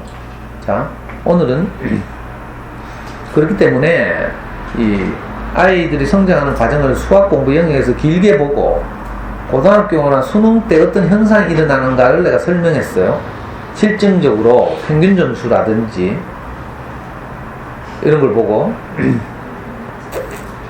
세희는 다행히 중학교 3학년 때 지 엄마가 제 강의를 들었죠. 그래서 중3 때부터 저를 찾아왔어. 그래가지고 얘는 계속 저하고 상담하고 이랬어요. 그래가지고 여학생이라서 수학 굉장히 어려워했지만 처음에 73점인가 뭐 이래 받았는데 수학 성적이 점점 향상됐어. 그 나중에는 결국은 2등급을 하더라고. 수학 2등급. 그래가지고 지금 영남대 수학교육과를 졸업했나? 졸업하고 임용고시 준비를 하고 있어. 며칠 전에도 저한테 전화가 왔어. 문자가 왔어. 카톡이 길게 왔어요. 고등학교 1학년 때 엄마하고 하도 싸워가지고 죽고 싶다고 내한테 새벽만 되면 문자가 오랬거든 얘가. 그때마다 내가 어떤 위로를 하고 엄마가 불안해서 그렇다 하고 해주니까 그때 얘가 큰 힘을 얻고 네가 지금 이런 어려움을 겪고 있지만 이것이 네 인생에 다 그 밑거름이 될 것이다. 이 일을 통해서 네가 더 잘하고 성숙해질 것이다. 이런 조언을 고등학교 때 많이 했는데 얘가 지금 임용고시 공부를 하는데 공부를 할 때마다 삼촌이 자기 고등학교 때 했던 말이 자꾸 생각이 난대. 그리고 지금 얘가 깨달아지기를 그때 내가 삼촌 품 안에서 자랐구나. 마치 병아리가 어미 닭의 품 안에서 자라듯이 그렇게 내가 삼촌의 보호를 받고 고등학교 시절을 지나갔구나. 이렇게 알아진대. 그래서 이번 주에 내한테 긴 문자가 왔더라. 그러니까 신기하죠. 지금 지가 이제 혼자서 공부하려고 해보니까 이렇게 힘든 거예요. 지금 엄마가 제 강의를 듣다가 지금 이제 우리 교회 와서 함께 살거든요. 그래서 얘가 저보고 이제 삼촌이라고 그러거든. 고등학교 때 이런 애들이 몇 명 있는데 여러분들의 아이들도 혹시 친해져서 어려움을 겪는데 엄마들이 조언하거나 감당하기 어렵잖아요. 그건 저하고 친해지게 하면 돼. 근데 그걸 잘 안 하더라. 네가 뭐 안다고 이렇게 생각하지. 애들 내가 이런 말 하면 안 되지. 그래. 하여튼 그 세희 같은 경우는 수학에 흥미를 느껴가지고 수학교육과를 갔다니까. 왜 갔는가 하면 삼촌 때문에 갔대. 삼촌 덕분에 수학 공부에 재미를 느꼈대. 그리고 얘가 수학교육과 다니는 동안에 요즘 강의 듣는 엄마들 아이들 중에 수학을 어려워하는 애들 내가 과외를 세희한테 많이 시켰거든. 그제?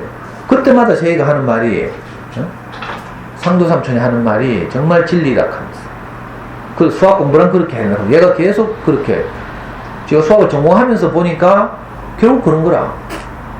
결국 자기 머리를 굴려서 생각하는 힘을 계속 자라게 하지 않으면 수학 문제 쳐다보면 어려워가지고 뭐 고개 절레절레 흔들고 여러분들 뭐 수능 칠 때 다 해봤죠. 아예 덮어보고 자고 뭐 어릴 때부터 그렇게 커서 그런 거예요. 물론 학업 성취 정도는 다 다를 수 있지만 그러나 자기 성취 정도만큼은 최선을 다했어요. 이렇게 해야 돼요. 수학에서 50점만 맞으면 상당한 점수라니까. 수능에서 수학 50점만 맞으면 이거 상당한 점수예요. 그래서 50점 우습거든요. 수학 50점 맞으면 3등급 된다니까. 수학 3등급 되면 웬만한 좋은 대학 다 가. 그러니까 절대로 포기하면 안 되죠. 배영이라고 해서 배영이. 아까 카톡에 곧 나오는 배영이라는 애가 있는데 우리 명희보다 4년 후배야. 얘는 어릴 때부터 우리 줄줄줄 따라다니면서 한 합계 컸거든요. 교회 안에서. 이 꼬마는 여학생이니까 수학이 굉장히 어려웠어. 언어적으로는 재능이 뛰어난데 수학이 굉장히 어려웠다니까. 그래서 중학교 들어가서부터 계속 수학 때문에 어려워하고 수학 시험지만 받아들면 엄마의 화난 얼굴이 떠오른다 하고 있겠어. 고등 가서도 계속 어려워하고. 근데 어쨌든 얘가 끝까지 수학을 포기하지 않았어요. 얘 아빠가 제 교육 후배니까 아빠도 이제 제 이야기에 대한 이렇게 깊은 신뢰가 있고 이래가지고 얘는 고3이 될 때까지 수학을 포기하지 않았어. 그리고 자기만큼 꾸준히 했어요. 중학교 때 막 수학 때문에 진짜 어려워했거든. 그래서 막 형편없이 60점 막 이래 맞고 이랬거든. 그런데도 불구하고 자기만큼 꾸준히 했어. 어떤 일이 벌어진지 알아요? 수능 치기 직전 모의고사에서 그 집 평생 처음으로 1등급 나왔죠. 수능 치기 직전 모의고사에서. 그리고 실제 수능에서도 1등급 나오고. 그러니까 이 집에서 수능 치고 난 날 채점을 딱 하고 수학에서 1등급이 확인되는 순간 아빠가 딸 업고 막 거실을 뛰어댕겼다잖아. 진짜 그 수학을 진짜 어려워했거든. 그 수학에서 성적이 잘 나오는 바람에 지금 대구교대 다니고 있어요. 대구교대 영어과 다니고 있어요. 얘는 영어학원 한 번도 안 다니고 우리 고대로 잠수내식으로 고대로 해가지고 교대 영어과 다니고 있다니까. 나는 성실함으로 이렇게 꾸준히 해가지고 내가 강의할 때 호수협지에서 강의할 때 얘 얘기 자주 했거든. 엄마 아빠 닮아서 유전자 안 좋다 하면서 자주 했잖아. 그럼에도 불구하고 성실하게 내 시킨 됐어요. 호수협지에서 어릴 때부터 와가지고 책을 좋은 어린 책을 얼마나 많이 읽었는지 몰라. 그래서 내가 문학적 표현이라는 게 아주 뛰어나다니까. 자기 표현이나 언어적으로 굉장히 발달해 있죠. 그 자기 표현 잘하지. 수학을 어려웠는데 꾸준히 포기하지 않고 하루에 몇 문제씩이라도 자기 힘으로 풀어내는 훈련을 계속해가지고 상당히 좋은 성취를 보여요. 최근에 그 호재제 제 강의 들었던 우리 그 제가 왜 연대 경영학과를 문 닫고 보냈다는 여학생이 있어요. 작년인가 재작년에 내가 입시 상담해가지고 성적이 아슬아슬 0.8%인가 수능에서 이렇게 나왔는데 연대 경영학과 카트라인이 보통 0.5%에서 0.6%거든. 전국 석차 100분위로. 근데 0.8%가 나왔어. 그래서 도저히 원서를 못 낼 상황인데 학교에서는 그래서 전과 해가지고 서울대 간호학과를 내라 하고 막 이랬어요. 근데 이제 지금 엄마가 제 강의 듣고 저하고 같이 모임도 하고 우리 교회도 나오고 그러니까 신뢰가 있으니까 저를 애를 데리고 왔어. 아빠하고 같이. 그래가지고 재수를 각오했냐고 물었더니 하겠대. 그래가지고 그러면 어디 내라 하면서 내가 딱딱 찍어서 냈잖아요. 다 됐잖아. 서울대 인문대 이배수 카트라인 안에 들 확률이 거의 없는데 내가 내라 했어. 이 감이라는 게 있잖아요. 몇 가지 정보를 분석하고. 그래가 서울대 인문대 이배수에 됐잖아. 논술에서 결국 떨어졌죠. 서울대 논술 치러 가니까 경일여고 입학 담당자들이 깜짝 놀래잖아. 논술 치러 못 올려다 뜨고 와 있으니까. 연대 경영학과도 끝에서 5번째인가? 문 닫고 들어간다 가죠. 입시용어로. 가장 효율적인 입시를 치는 거예요. 점수 전혀 남는 것이 없이 딱. 그냥 저끼리 놔뒀으면 한양대 경영학과 가야 돼. 쫄아가지고. 얘도요, 중3 때, 지금만 따라서 저를 찾아왔어요. 지금만 중3 때 얘, 중3 때 강의를 들었거든. 범어사동 살면서 그 동네, 우리 대구에서 말하는 진골 코스를 거쳤어요. 김대근 성당, 마리아 유치원, 경동초등학교, 이런 식으로. 중학교는 동도중학교. 뭐 이런 거 있잖아요. 그 코스가 있다니까. 얘도 거기서 살면서 엄마가 학원 정보에 대해서 파삭해. 우리 월요 심화 모임 오면 그 엄마 있는데 수성구 뒷골목에 학원들 다 알고 있다니까. 완전 전문가지. 그 그룹에서 놀아가지고 그 그룹에서 서울대 의대 가고 막 이런 그룹이니까.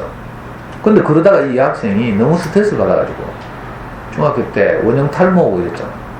그래가지고 엄마가 너무 당황스러워가지고 절망적이라 가지고 자기가 불안하니까 애를 자꾸 불안하게 하고 이런 거죠.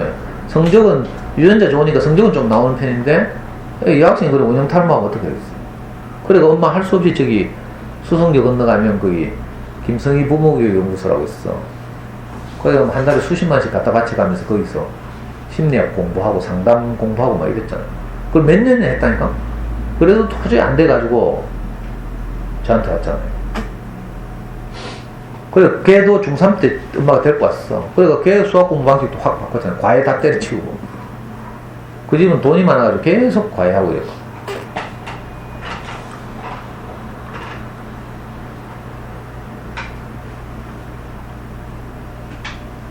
그러니까 수학 공부는 방법을 바꾸고 그 다음에는 그걸 꾸준히 하고 앞으로 자세하게 말하겠지만 이게 이제 체화될 때까지 하는 거예요. 그래서 제가 학교 강의 같은 데 가면 자전거 타는 모습 보여주잖아. 아니면 타이핑하는 모습 이런 거 보면 인간의 기억에는 여러 가지 분류 방법이 있는데 기억의 시기에 따라서는 장기 기억과 단기 기억 이렇게 나누죠. 기억의 종류에 따라서는 절차 기억, 일화 기억, 의미 기억 이렇게 세 가지로 나눠. 의미 기억 무슨 말인지 알겠죠? 단어의 의미나 낱말의 뜻이나 이런 걸 아는 거죠. 이게 의미 기억이에요. 그 다음에 일화 기억, 어릴 때 추억, 에피소드, 경험 이런 걸 기억하는 게 일화 기억이에요. 그런 기억 형태 말고 인간의 기억 형태 가운데는 절차 기억이라는 게 있어요. 어떤 프로세스가 내 온몸에 받아들여진 것, 이게 절차 기억이죠. 운전하는 습관, 이게 전형적인 절차 기억이에요.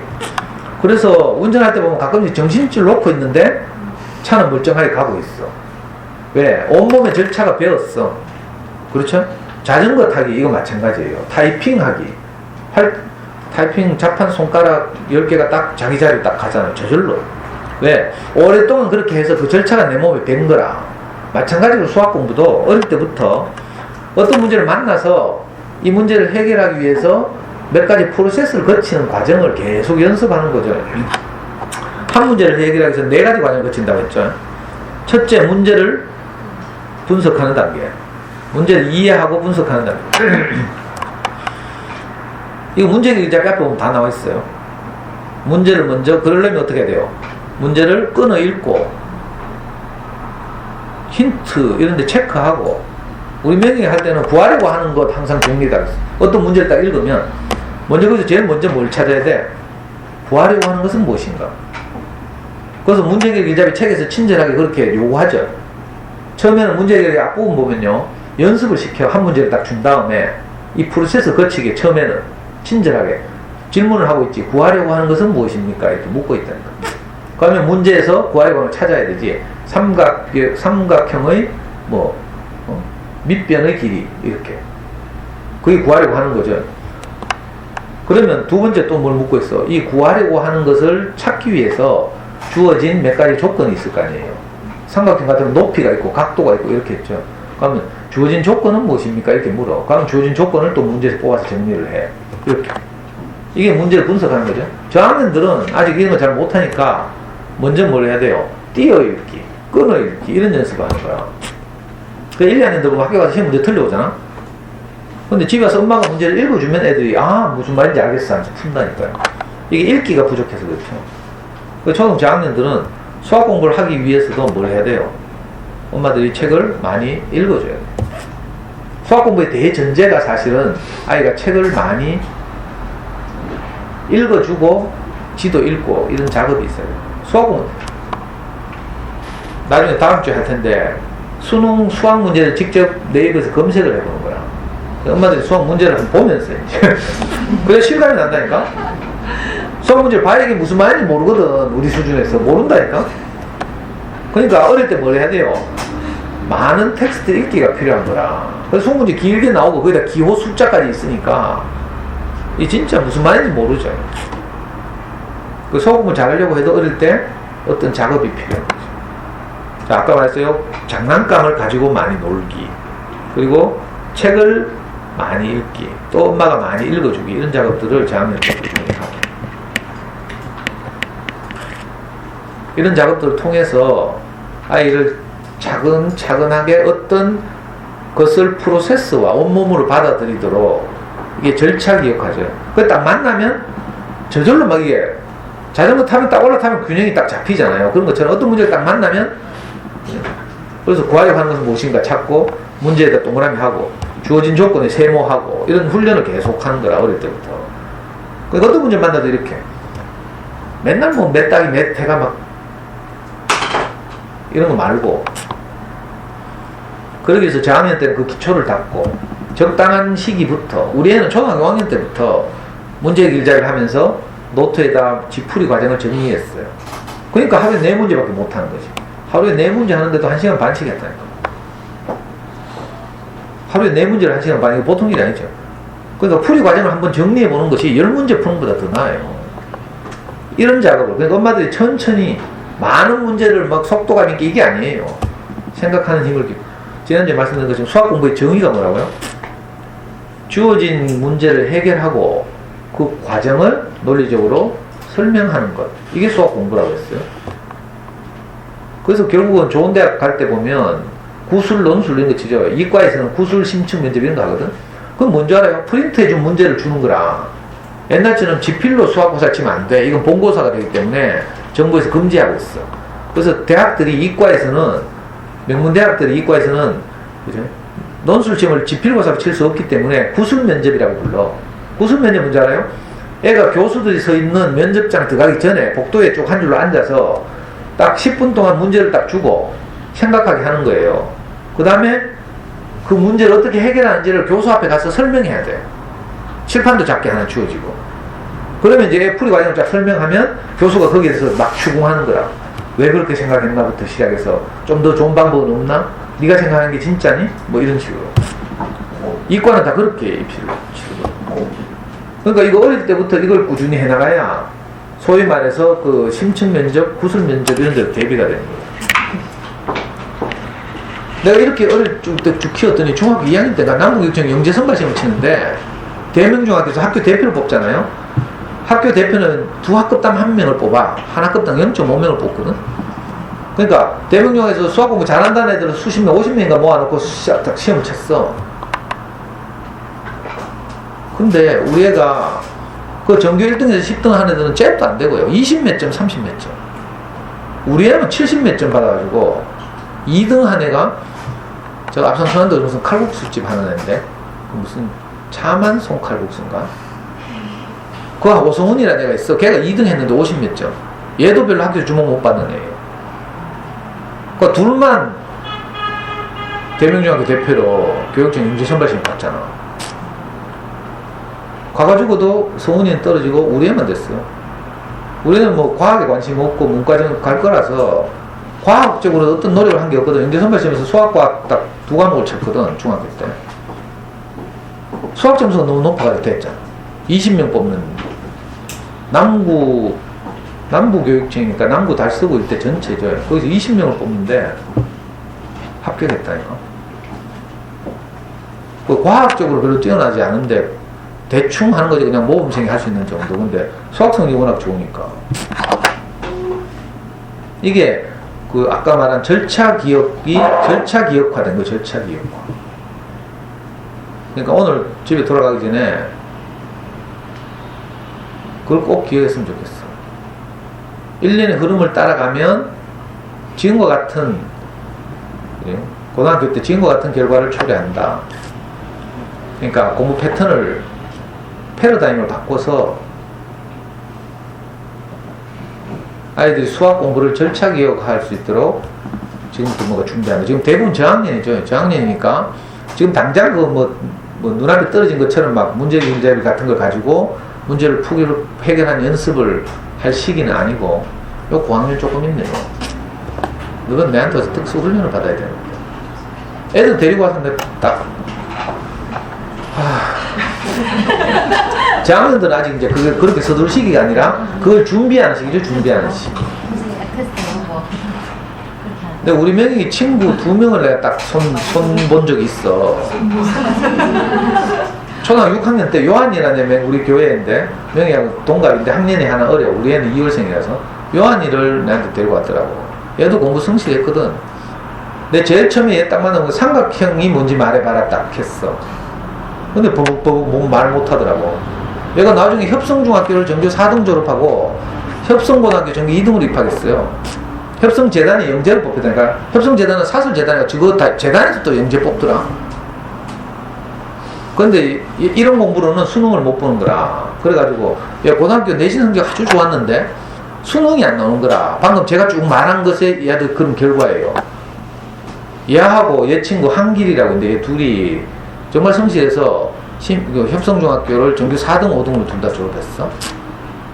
근데 내신에 비해서 수능이 안 나와. 어릴 때 이런 걸 안 해가지고. 그 안타깝더만. 그래가지고 하나는 경대 생명공학부가고요. 요한이는 어디 갔냐면 영대 천마장학생 갔어. 근데 애들이 이제 안정돼 있으니까 우리 교환에서 늘 좋은 말을 듣고 사니까 비록 대학 입시에는 걔들의 성취 정도에 비해서 실패한 편이죠. 근데 성실히 해가지고 올해 한길이는 경대 전자공학부에서 어디 갔지? 경북대학교 의학전문대학원 갔나? 경상대학교 의학전문대학원 갔나? 영남대학교 갔나? 두 군데 합격했는데 어딘지 모르겠네. 처음에는 지방에 경상대학교, 경남에 가면 진주 경상대학교, 그 국립대학이거든. 거기 의학전문대학원 됐다고 저 아빠가 내 친구거든. 좋아가지고 막 하던데. 그 후에 또 대구에 의학전문대학원 한 군데 됐어. 요한이는 영대 천마장학생 가가지고 열심히 하더니 원래 가톨릭 의대, 가톨릭 의학전문대학원 갔어요. 서울에. 가톨릭 의대는 전국 메이저 5대 의대예요. 서울대 의대, 연세대 의대, 성균관대 의대, 가톨릭 의대, 울산대 의대, 이게 5개가 전국에서 가장 좋은 의과대예요. 걔 초등학교 때 진짜 공부 못했는데 일반적으로 잘한 편이지만 내가 우리 애 생각하고 보니까 별로 이렇게 공부 잘하는 생각을 못했는데 애들 성실하게 하더라. 그래 꾸준히 봐. 대학 입시 실패했는데 그걸 극복하고. 우리 조카도 그렇잖아요. 우리 명수도 수능에서 잘 안 나왔지만 4년 대학생활이 안정돼 있잖아요. 아빠하고 늘 교제하고 이렇게 좋은 말을 듣고 안정돼 있으니까 경대 자율전공 들어가가지고 4년을 성실하게 보내고 지금 경대 의전 들어가가지고 지금 본과 4학년이에요. 그리고 지금 레지던트 4년차지. 본과 4학년이에요. 레지던트 4년차. 그래가지고 내 동생하고 지금 맨날 경대 항암 치료하러 다니니까 우리 조카가 저기 있지만 동인동에 있지만 자기 후배들이나 이런 애들이 다 함센터에 막 그 스텝으로 다 있잖아. 그래서 막 정보 빨리 빼내고 막 빨리빨리 치료받게 하고 그렇게 하고 있어. 그러니까 아이들이 안정되게 일정한 지지와 격려를 받으면서 꾸준히 자라면 중간에 이런저런 좌절과 실패는 다 또 극복해 나가고. 애들 보면 신기하다니까. 여러분들도 그러니까 아이들도 이 정신적으로 안정되게 키울 필요가 있어요. 꾸준하게. 내가 보니까 우리 교회들 보니까 중간에 자퇴하는 애도 많아. 이런 뭐 의정 가고 이런 애들만 있는 게 아니야. 고등학교 때 사춘기를 심하게 겪고 뭐 이래가지고 중간에 막 자퇴하고 내가 자퇴 상담 전문이잖아 또. 우리 교회 애들 말 안 듣고 자퇴하다 가면 다 내를 불러. 그럼 또 가가지고 막 울면서 있잖아요. 삼촌이 고등학교를 못 가가지고 있잖아. 막 제일 아쉬웠던 게 뭔지 아나 하면서 막 설득하면 한 학기는 유예돼. 근데 결국 한 학기 지나면 또 자퇴한다. 이 내적 동력을 상실한 경우죠. 근데 이런 애들도 잠시의 그 좌절과 방황, 바람이 있지만 결국은 안정되더라고. 그래가지고 다 자기 길을 찾고. 자퇴해본 애들이 일찍 또 철이 들더라. 자퇴하고 알바하러 가니까 인간 대접을 안 주거든. 돈도 얼마 안 주고. 근데 고등학교 졸업하고 온 애들은 지보다 시급을 많이 주고 이러니까 아 공부를 해야 되겠구나 이렇게 정신도 차리고. 그 뒤늦게 다시 스포트하고 이런 애들 많이 있어요. 그러니까 아이들이 어떤 경로를 걸을지는 우리가 다 모르지만 안정적인 그 지지와 격려가 필요해요. 좋은 이웃 풀이 필요하지 사실은. 전에도 말했잖아요. 아이들 내가 개별 가정 단위에서 딱 이렇게 우리가 보통 키우잖아요. 그러면 부모와의 갈등이 딱 생기면 이거 수습하기 어려워. 그렇죠? 근데 우리 목사님 말에 따르면 옛날에 시골에서는 애들이 일탈하는 경우가 없대. 왜? 좁고 동네가 거기서 뭐 담배 피우고 이렇게 하면 어른들한테 맞아 죽거든. 끝나고 막 다 어른들이 일가친치고 이러니까 그 시골에서는 일탈하는 애 없이 그냥 다 잘 자라는데 이게 도시로 올라오잖아요. 그러면 주변에 아는 사람이 아무도 없어. 그때부터 이제 막 지멋대로 사는 거야. 그러니까 마을의 지지가 격려가 있으면 애들이 크게 이렇게 위험하지 않게 되죠. 이런 걸 보고 어려운 말로 사회 안전망이라고 불러요. 그러니까 우리 아이들을 좋은 이웃의 범위 안에서 지지와 격려를 받으면서 이렇게 키우는 게 좋죠. 그래가지고 예를 들면 호시호치 오는 엄마들끼리라도 좋은 언니들 잘 사귀어가지고 왕래하고 그죠? 이러면 아이들도 엄마가 좋아하는 어떤 이모를 아이들도 좋아하게 되거든. 그런 식으로 엄마들이 저를 좋아하잖아요. 그럼 아이들이 저를 좋아해요. 상도쌤 하면서. 그러면 그 아이들이 사춘기 시절이나 중고등학교 때 어려움을 겪을 때 저한테 데리고 오면 제 영향력이 생기죠. 제 강의를 들었던 엄마들이 대부분 그래서 저한테 아이를 데리고 오는 거야. 엄마들이 강의를 듣고 가서 엄마들 변호하고 집에서 신뢰를 획득하고 이러니까 어려움이 생길 때 아이들이 그 선생님 한 만나보러 갈래 하면 오더라고. 근데 엄마들이 싹 입 닫고 있잖아. 이러면 관계가 안 생기죠. 그래서 이 관계 맺는 게 굉장히 중요해요. 한 아이를 키우는데 온 마을이 필요하다. 이 말이 그래서 나온 거야. 그러니까 이 안전망을 구축하고 좋은 이웃 이런 걸 만들어서 함께 잘 살았으면 좋겠어요. 그래가지고 내가 그놈의 마을 기업 하락했는데 지금 효성타운 독서실이 물 건너갔잖아. 용도 변경이 안 된다 해가지고 지금 효성타운 독서실을 포기하고 나니까 다른 적절한 장소가 금방 안 떠오르고 아무데나 뭐 상가 빌려서 하락할 그것도 그렇고 그 때려치울까 싶어 지금. 때려치우고 그냥 호시호치해서 그냥 호시호치 언제 못 닫을까 내가 그게 걱정돼가지고 스님이 아프고 이러니까 그 나도 어찌해야 될지 몰라가지고 깊은 고민 중에 기도하고 있어. 아무 상관 얻어서 하려고 하니까 그건 또 취지에 안 맞고 우리 센터 아지트 같은 호시호치 같이 이렇게 행복한 공간 이게 있어야 되는데 선생님이 빨리 나와가지고 다시 힘을 내든지 무슨 수가 필요하죠. 그 지금 어떻게 될지 모르겠어요. 우리가 장소만 정해가지고 이제 행정자치로 통보하면 우리가 대구 14군데 14팀이 추천된 중에 우리가 3등으로 추천됐거든요. 그러니까 장소만 확정해서 이제 심사를 받으면 통과는 그냥 거의 따놓은 당상인데 썩 마음에 드는 장소가 없고 저는 또 겸이 엄마는 아파트 1층을 얻어서 엄마들 1층이 아이들이 안전하고 이러니까 뭐 이런 이야기를 했어.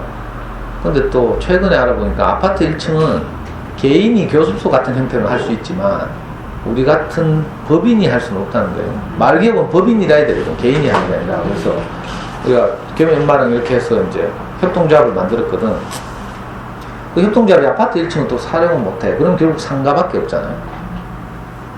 상가는 임대료 비싼 데다가 비싼 임대료 때문에 공간에 제약을 받죠. 그럼 결국 엄마도 만나서 이렇게 뭐 강의하고 아이들이 잠수내 영어를 하고 뭐 이런 공간이 확보되기가 좀 어렵고 이래서 정부 지원금이 탐나긴 하지만 무리하게 이렇게 추진할 성격은 아닌 것 같고 그래서 지금 깊은 고민에 잠겨 있어요. 그 오늘 아침에 내가 갑자기 씻으면서 드는 생각이 우리가 지금 기증 받아놓은 책을 전부 호시호치에 갖다 놓을까. 그래서 그가 호시호치를 도와서 도서관처럼 꾸미면 어떨까. 뭐 이런 생각이 들더라. 그리고 우리가 매달 오는 사람들이 회비 만 원씩 걷어내면 우리 적방선생님 임대료 감당할 수 있잖아. 그리고 여기 지금처럼 사용할 수 있지만 아이들 또 잠수령을 듣고 이런 건 못하잖아. 그지? 그러니까 뭐 이런저런 고민을 해봐야 돼요. 그러니까 좋은 아이디어 있으신 분들은 카톡 날려주세요. 그래, 말기업 해야 되는데, 그래, 빨리 프로젝트를 다시 사야 되는데, 프로젝트를 가지고 뭐 좀 보여줘가면서 뭐 이야기 해야 되는데, 내 머릿속에 있는 게 엄마들 머릿속으로도 그대로 그려져야 되는데, 이게 있으면 그게 중간 전달자 역할을 하는데, 그게 없으니까 답답해 죽겠어. 정부 지원금 첫해 5천만원, 둘째 3천만원, 이건 굉장히 탐나는데, 아까워 죽겠네. 네, 오늘 여기까지 하겠습니다.